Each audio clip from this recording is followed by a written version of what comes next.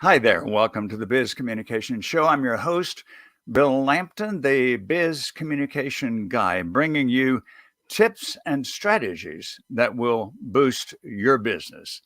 And I do that through a conversation with a business communication expert. And through our conversation, you will hear winning words and ways that you can apply to your business. Today, coming to us from St. Louis, Missouri, Lois Creamer.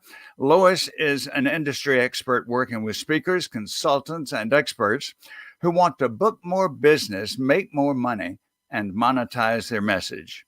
She started her company, Book More Business, after working in sales and marketing at United States Steel Corporation and managing a successful speaker's business. Lois Creamer is a regular presenter at events for the National Speakers Association, Canadian Association of Professional Speakers, and other professional speaking associations. United Kingdom, Ireland named her an honorary fellow in the year 2020. How impressive is that? Lois is the author of the best selling book, Book More Business, Make Money Speaking. And she's the co author of The Speaker Author, Sell More Books and Book More Speeches.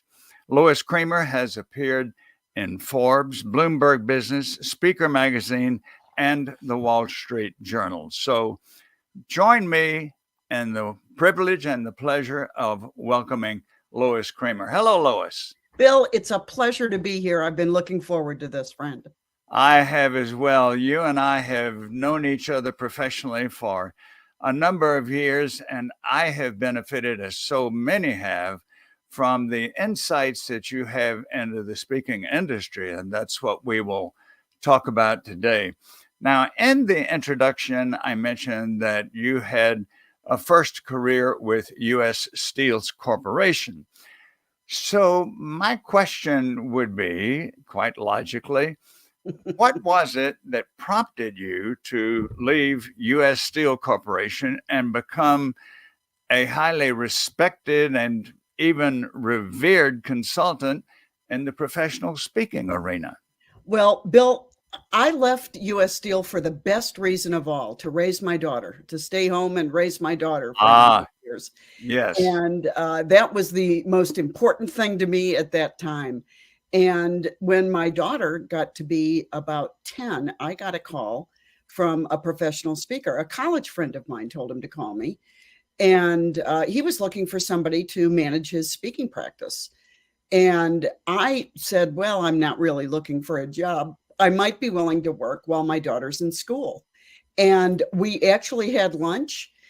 He was ahead of his time, Shep Hyken, and he hired me, and I worked while my daughter was in school. He gave me the flexibility I needed, and that's how I got in the speaking industry. So kind of by accident, Bill, quite frankly.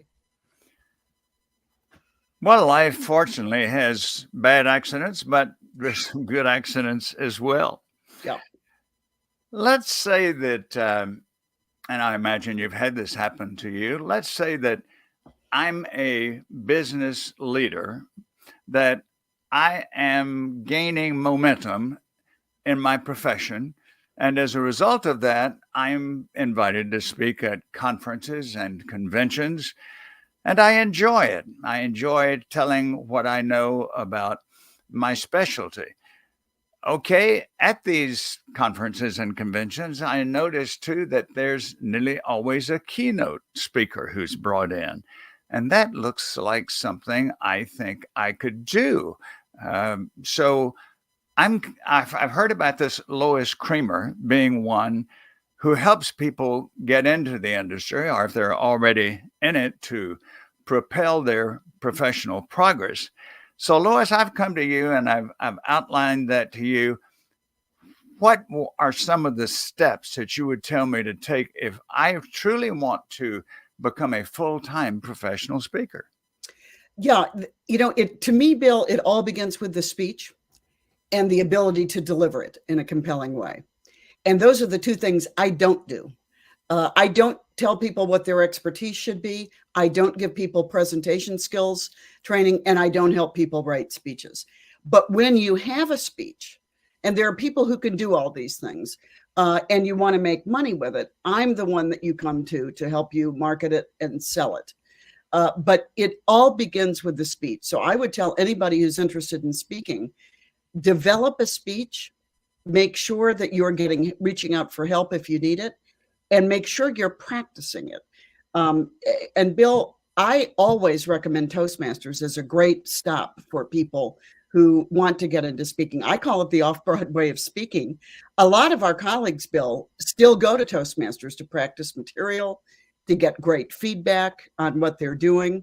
So those are the things that you need to do. You need to have a great speech and the ability to deliver it in a compelling way.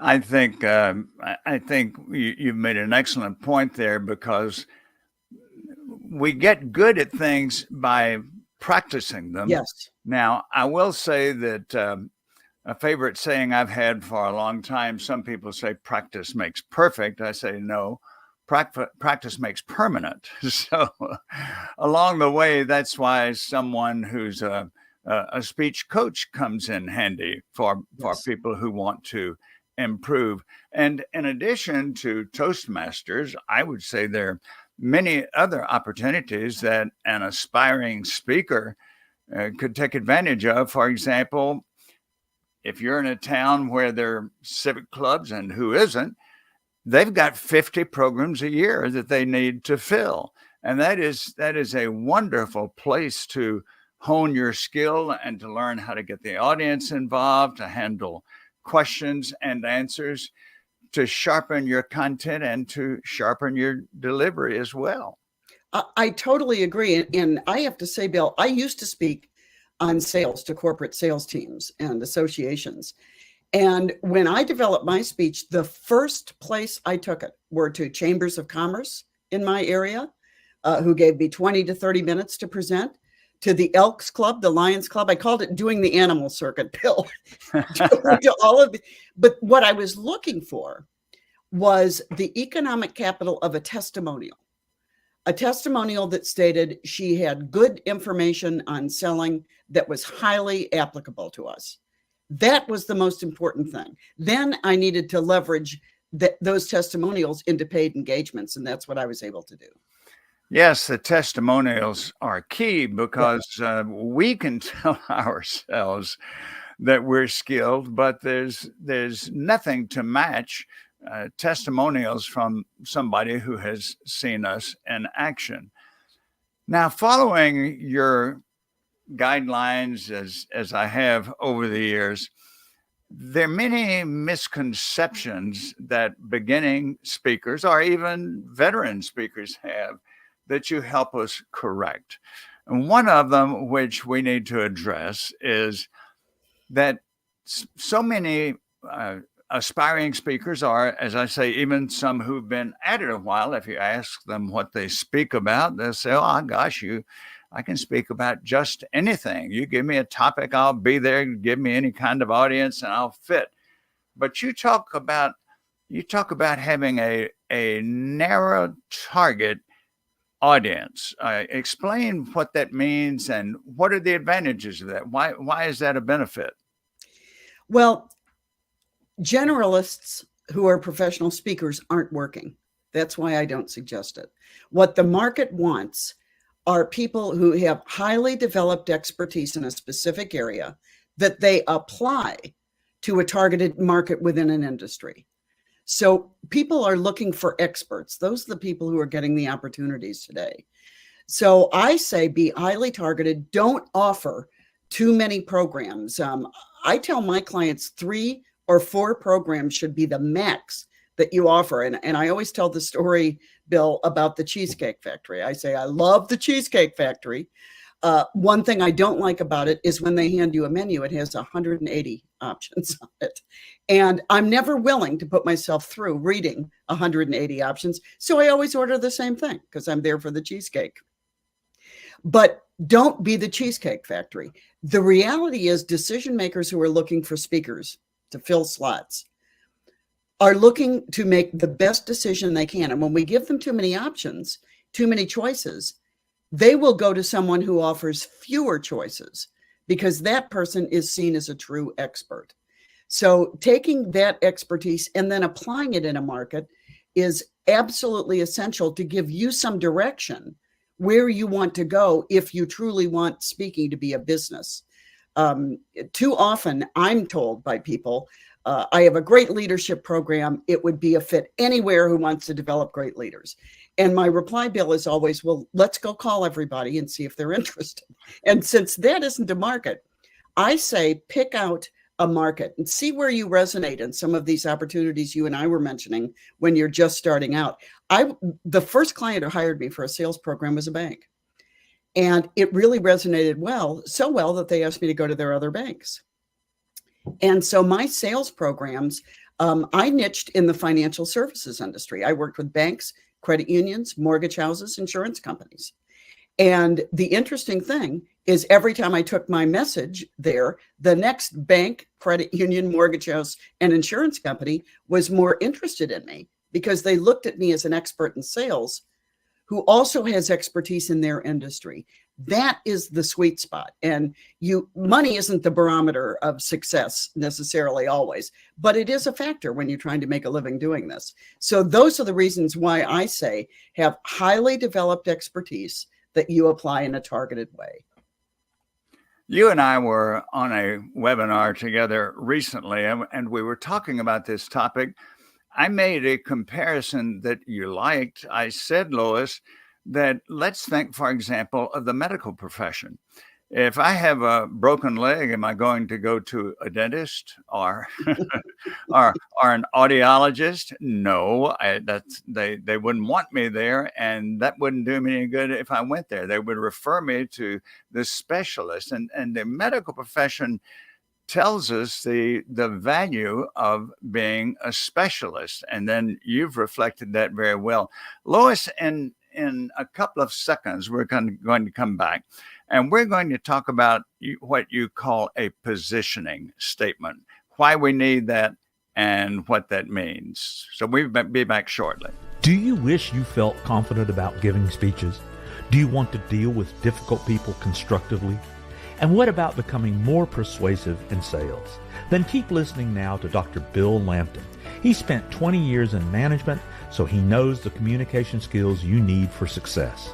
I urge you to call the Biz Communication Guy today for a no-cost but very valuable 30-minute discussion about your communication challenges.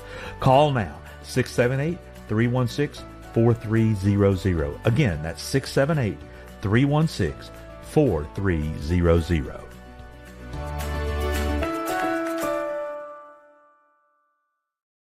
We're here with Lois Creamer on the Biz Communication Show.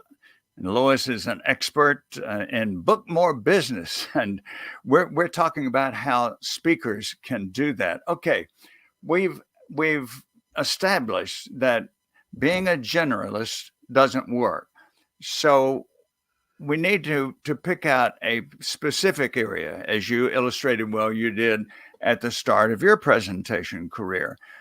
Now, you've said many times that we need to have a positioning statement. Is that the same, Lois, as what we've called an elevator speech, or what is it? And how do you advise people on how to develop one that really attracts buyers? The whole reason, quite frankly, Bill, that I started my business was based on my sense that most professional speakers really sucked when it came to describing what they did. Most would say, if you say, what do you do? They would say, I speak on sales, I speak on leadership, I speak on communications. And to me, that's a missed opportunity. People who buy our services want to buy the outcomes we bring. That's really what they're buying. What's the difference we're going to make to them? And so my sense was that a positioning statement that describes us by concept and outcome of working with us is the best way to introduce ourselves in business, in, quite frankly, any kind of business, but especially in the intellectual property business, which a speaker is in. And you heard my positioning statement when Bill introduced me. I could say I'm a consultant in the speaking industry. But instead, I say I work with speakers, consultants, and experts who want to book more business, make more money, and monetize their message. And so a great positioning statement has a concept and outcome of working with you. It differs from an elevator speech, Bill. Elevator speeches typically are defined as 30 to 60 seconds. 30 seconds is a long time if you have no interest in what I'm talking about. A positioning statement is 7 seconds or less, and it allows the person who is listening to us, it allows them to either ask us a question, how do you do that? Tell me more about that. Or it allows them to say, this really isn't a fit for me. The same online, really. If you go to my website, bookmorebusiness.com, on the homepage is my positioning statement. If it resonates with you, you'll dive in and want to know more. If it doesn't, you'll move on. And that is the beauty in a positioning statement. I think it really helps us to clarify who we are to people. It allows a buyer to say, I'm interested or I'm not, which is half the battle, I think, being a good steward of our time when looking to sell what we do. So my positioning statement is still the first thing I always work on with clients, Bill.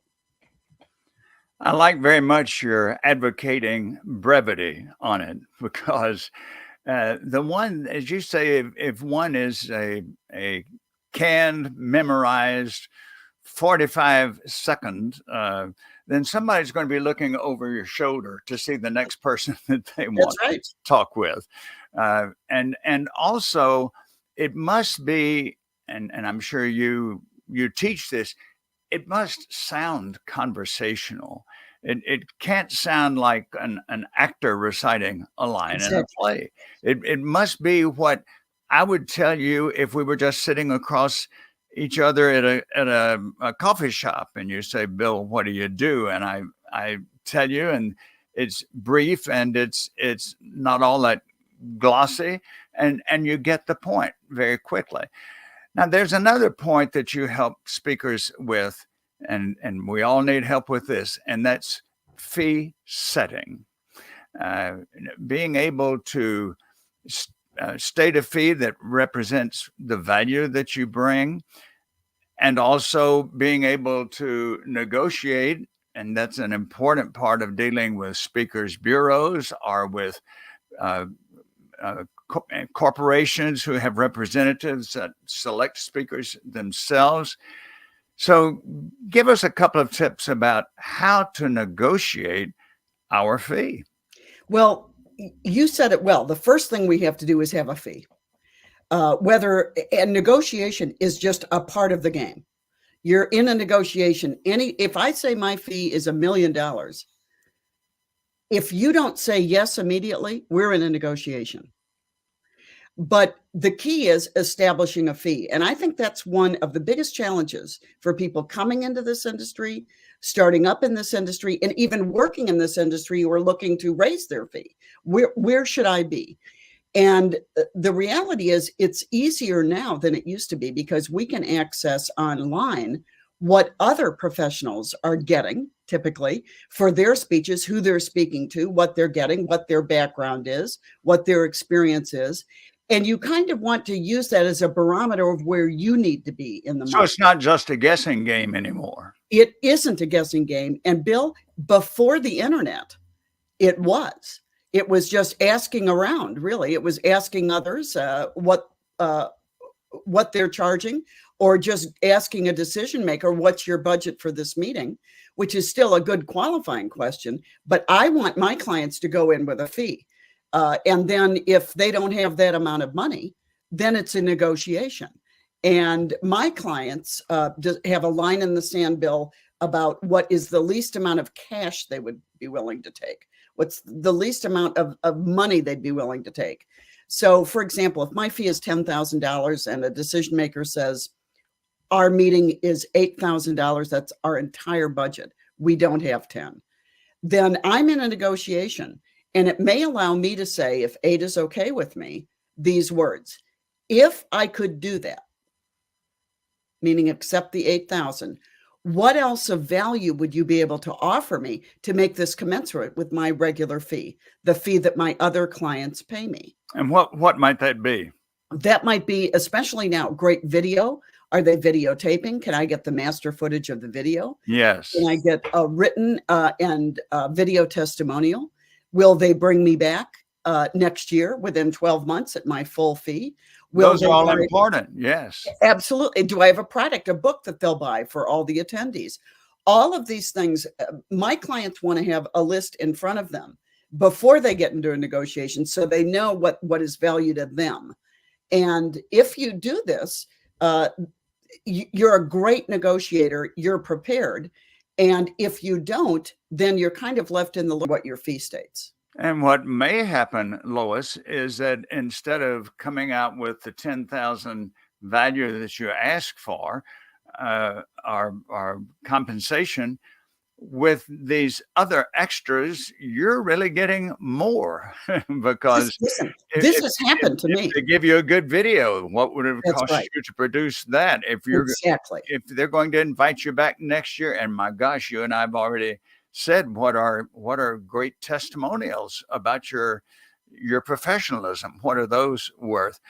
I have to mention here that when I started out 25 years ago as a fledgling speaker, there was one speakers bureau that said they would represent me. And I gave them my materials and a fee. After 2 years, nothing had happened. So I politely called them and said, have you gotten any inquiries? They said, really, no. And I said, well, why? And they said, your fee's too low. You look like a beginner. You look like somebody who's hungry and you'll take anything. So we have to set fees that reflect our expertise, don't we? We do. And this is a great example, Bill, because I think that a lot of people misunderstand where speaker bureaus are in the industry. Speaker bureaus make money by taking a percentage of your fee. Typically, an average would be 25% of your gross fee. That's how they make their money. So it only makes sense that they're not going to work with beginning speakers with very low fees. It's not worth their time. There's no percentage of value there. That's exactly right. And plus, bureaus typically, they typically find us, we don't find them. This is always the big conundrum among speakers. How can I get listed with a bureau? Bureaus list lots of people. The important thing is, how can I get booked by a bureau? And to me, the best way, you can knock on their door all you want. Most don't answer unsolicited requests. I think the best way to get into a bureau these days is to, if you have a colleague who works with that bureau, have them introduce you in. Then the likelihood of you're having a conversation with them. Referrals are great in all of our business. Yeah, exactly right. Bill, you hit it on the head. To me, it's all relationship driven. Oh, and yes. Bureaus want to talk with people they know are going to be good. And if I'm referring you into a bureau I work with, I know that you're good, or I wouldn't offer to make the introduction. Sure. Well, you remind me of what many of us at NSA meetings would say. Bureaus find you when you really don't need them anymore. Well, they are looking at some of the big conferences and who's on the platform, who got rave reviews. And it only makes sense when you consider how they make their money and how they market themselves. But I always tell my clients, never count on a bureau or an agent to book you. You have to be the one who's doing work on your behalf. I say, look at it like manna from heaven. If a bureau comes and gives you a booking, we need to depend upon ourselves. Nobody will work harder for us and our business than we do. Lois, what a fascinating and informative conversation this has been. I knew it would be, because I'm speaking to the speaker's expert, widely recognized, widely admired, and certainly we listen to your advice. I know that there are those who will want to get in touch with you, so please give us your contact information. Bill, I think the best way to reach out to me is either send me an email, Lois, at bookmorebusiness.com. Just go to my website. You can get all my contact information on bookmorebusiness.com, and feel free to reach out I write a blog. You can sign up for a blog there, get a free ebook if you do. For those interested in speaking, I would be happy to have you do that. Thank you for that. And now that you've given your contact information, I'm very happy to give mine. Starting out with my YouTube channel. My YouTube channel has I believe it's over 450 instructional videos now. At the start, most of them were solo presentations, but in recent years, I've started hosting the Biz Communication Show, and there are many interviews, really, I like to call them conversations with experts in business communication, experts at the level of Lois Kramer and many others who will bring you those winning words and ways and help you with your business. And while you're on my YouTube channel, go to that item that says subscribe, and you'll have access not only to the 450 plus videos that are there now, but to those in the future as well. And it's our favorite word, free. That's everybody's favorite word. And then, of course, my website, as the Biz Communication Guy, quite logically, my website is bizcommunicationguy.com. When you're on the website, you will find a spot there where you can subscribe to my podcast, The Biz Communication Show. So please do subscribe to the podcast, and you will continue to hear experts every week. Then, like any other professional, I want to talk with you. So give me a phone call, 678-316-4300. And I'd like to hear about your communication challenges and problems and how I can assist you with them. Lois, getting back to the way that you have helped us all and giving us a greater insight into and understanding of the speaking profession, in 30 seconds or so, how could you pull together our conversation? Well, Bill, I would just say this, that speaking is truly a business. And if you are serious about speaking, you need to do the things that will set you up to be successful. And that's first, have a great speech. Second, I always say, Bill, if you want to be a speaker, speak. Look for any and every opportunity to be in front of an audience. I used to say, Bill, when I started out, I was tempted to stop at bus stops that had at least 3 people and start speaking. Mercifully for them, I didn't. But get that experience speaking. The pay you're looking for in the beginning are those testimonials, the social capital, the social proof that you need that you can do what you do. And then be proactive in thinking about a target. What path can I go down? What kind of target can I look for myself? Realizing that anyone who approaches us in any industry where we're a fit, we can work with. But as for the finite amount of time that I have as a solopreneur to market and sell myself, I'm going to choose a path. I'm going to pick an industry and markets within an industry. And then just keep working hard. We only gain as much interest as we put out there. So be writing, put out a blog. You don't need a book to be a speaker. You can write a blog, 500 to 800 words on one thought, one aspect of your expertise. This is how people tap in to the depth of your expertise and how they get to know you. Gain video whenever you can. Do interviews like I'm doing with Bill, so that you're active on social media so people can see you and connect with you if you're interested. But this is hard work. Speaking is hard work. We only get paid when we're on a platform, and we work like heck for every platform opportunity we get. So that would be what I'd say, Bill. I love this industry, obviously, but I never downplay that it's an easy one to be in. That's a terrific way to pull together what we've talked about today. And one thing I would add, Lois, where you say it takes constant work, it takes great marketing skills, it takes content creation. But to me, there's everything you do to get before an audience that wants to learn something, wants to improve their skills, and you have a part in that, that is a great privilege. That is a great thrill. And it makes everything that you've done up to that point so well worth it. Absolutely. Totally agree with you, Bill. Thanks again to Lois Kramer for being with us today. And I know you will want to contact her. And I thank my associate producer, Mike Stewart, the audio guy. Mike and I have been working together since 1996. He's my tech and marketing guy. And I want to thank those of you who have joined us on the video portion and on the podcast.